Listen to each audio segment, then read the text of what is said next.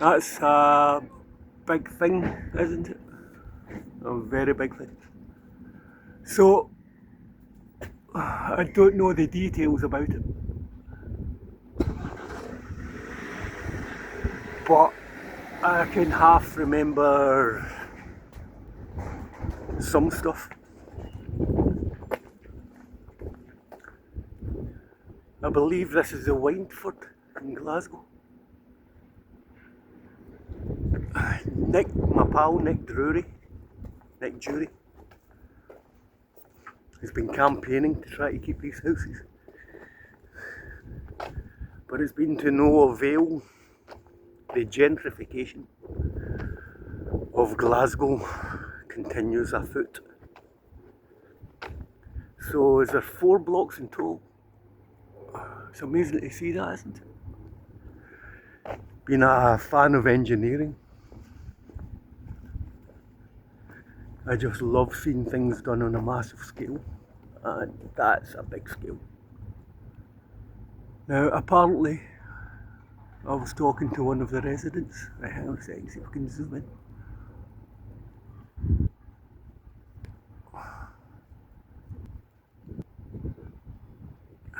So apparently this one is having to be demolished floor by floor. Think about that. How much does that cost? And these 3 over here are going to be controlled demolition.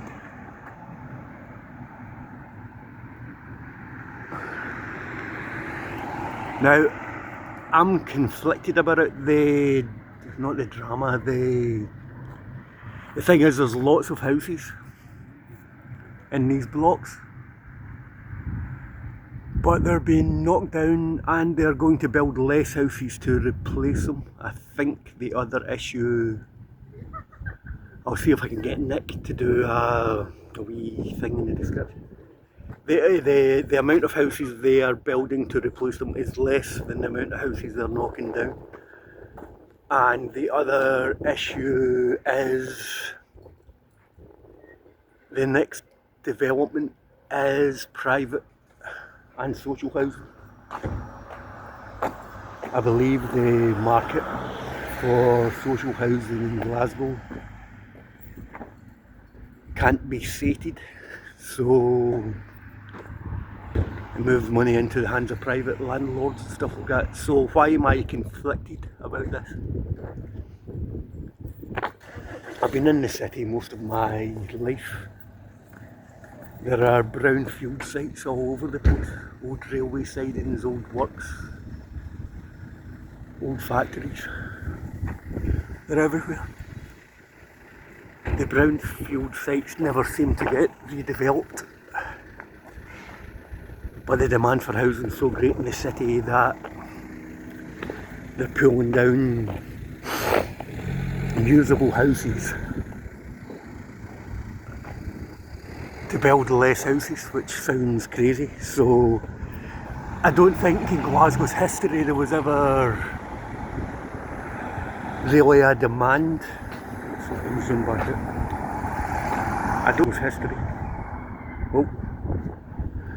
There was ever enough of a demand to build high rises.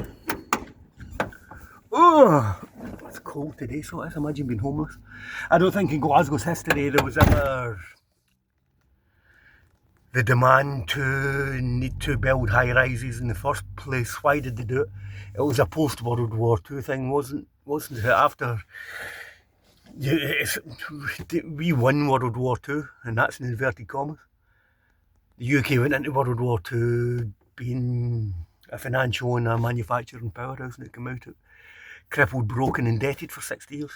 So all through Europe, you'll see high rises in the periphery of cities, and I think that's down to the fact that post World War II, Europe needed a lot of cheap houses. From the very little that I know about the history of the Wyndford, these were actually, it was a good community.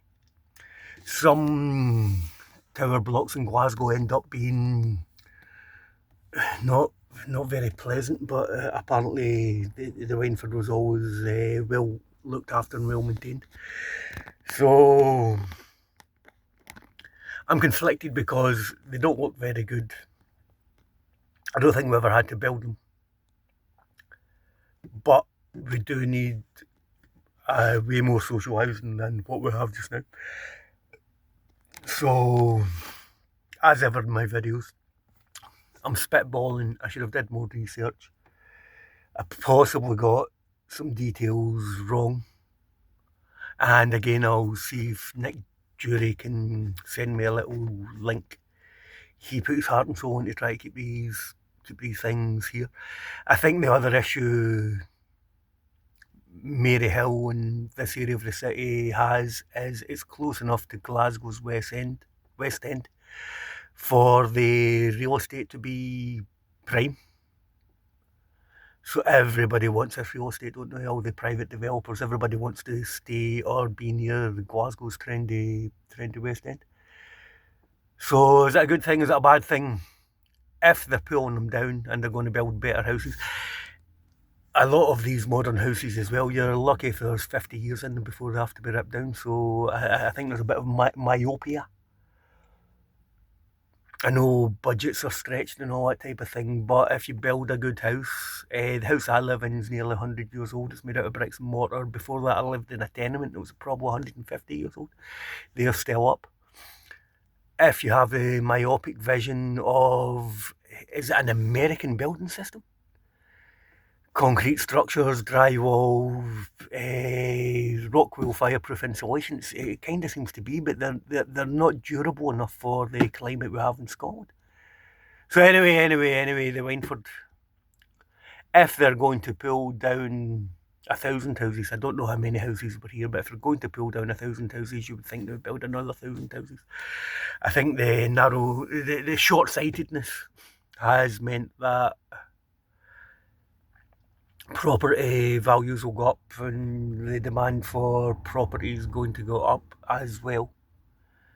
And in the long run, who does that help? The local authorities don't really own that many properties anymore, so it helps private developers, doesn't it? What's the UK got left? We don't produce steel anymore in any real quantities. We don't produce ships, locomotives, cappuccino, insurance. I honestly don't see how a country can prosper and grow if its main exporter financial services. All it takes is for a banking crash and everything crashes with it, doesn't it? Scotland should be riding prey through the middle of all this because we're very resource rich, aren't we? Scotland's the only part of the UK that exports anything anymore. Food stock, oil, gas, energy.